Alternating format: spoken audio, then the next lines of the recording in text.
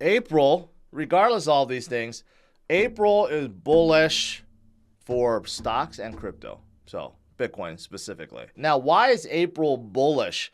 Because traditionally speaking, Q1 of any year just isn't that good for businesses. Usually all the profits and everything, all the euphoria, the holidays, all Q4 of any given year. And Q1, you kind of restart. It's almost like Monday of the work week, right? No one likes Mondays. It's just the same thing. No one likes Q1 of any new year. But Q2 is when it starts getting better. And then Q3 gets better. And then Q4 is when you have a really good quarter.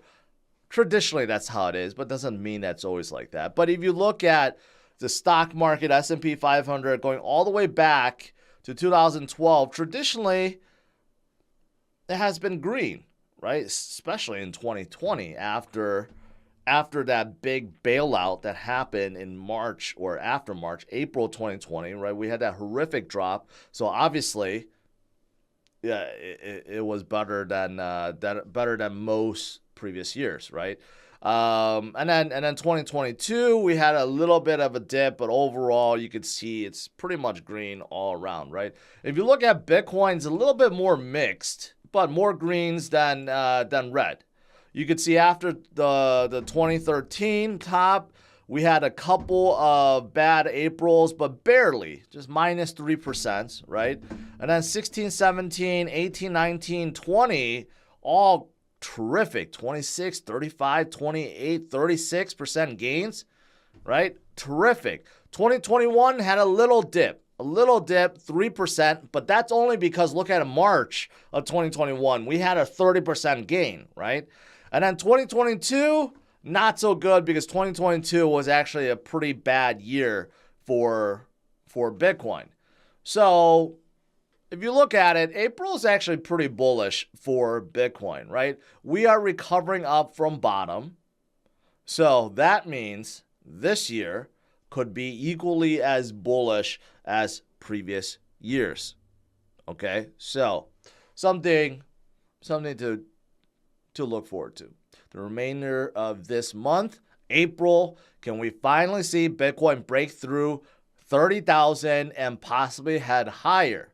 Well, a lot of signs, a lot of indicators do foreshadow that. Michael Saylor is still saying Bitcoin is the superior asset, right? Since MicroStrategy bought in on Bitcoin, that's August 10th of 2020, Bitcoin is up 137%.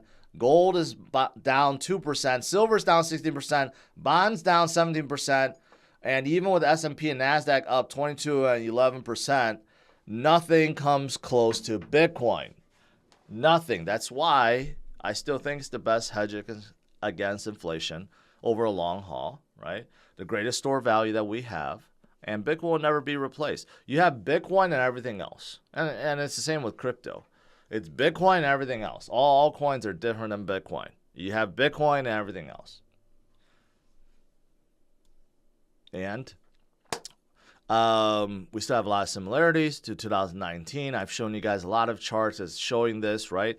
But you look at a very bottom left-hand corner, that's when 2019, that's when we broke out, right? And then we started heading up in a big way. And then it was kind of halted because of the 2020 pandemic crash. But nevertheless, we still continue forward. And you see right now, pretty similar.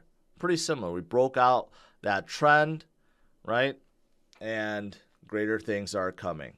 And here's a macro look of Bitcoin over the years, going all the way back to the first cycle and the second cycle and the third cycle. I mean, history doesn't repeat, but it certainly rhymes.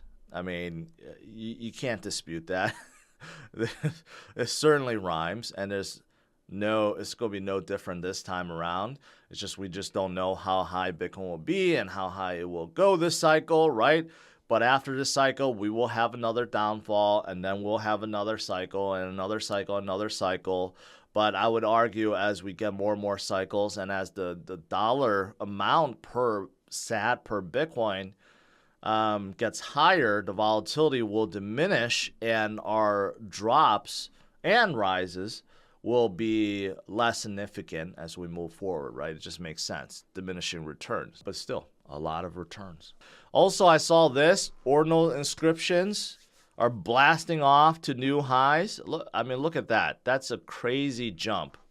Since ordinals has been introduced, there's been a ton of inscriptions, which basically you're taking like pictures and you're writing it into the block. Rather than use smart contracts, you could write descriptions and now pictures onto the block of Bitcoins.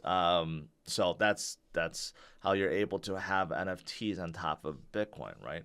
But there's a lot of enthusiasm over this, a lot of development. Now there's more wallets that support this. There's more support tools, right?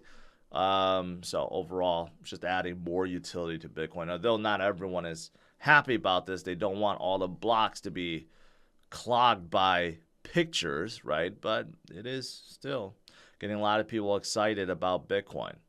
And maybe the start. But anyways, that is why we're in Bitcoin.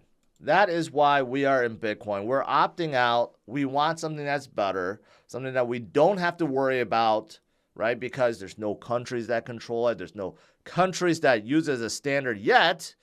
No monetary policy, quantitative tightening and easing, and all these fancy terms, which basically means that no one can control the supply and flow of Bitcoin. I mean, that's really all that matters. You have a set supply, and that is why Bitcoin is the greatest store of value that we have on the planet, right? But right now, short term price targets are, after we break 28,800, somewhere between 30, 32, 35. It could go as high as 35. It could shatter through and keep on going, right? Remember that massive short squeeze I let off with, right? What is that about? Well, I saw something very interesting.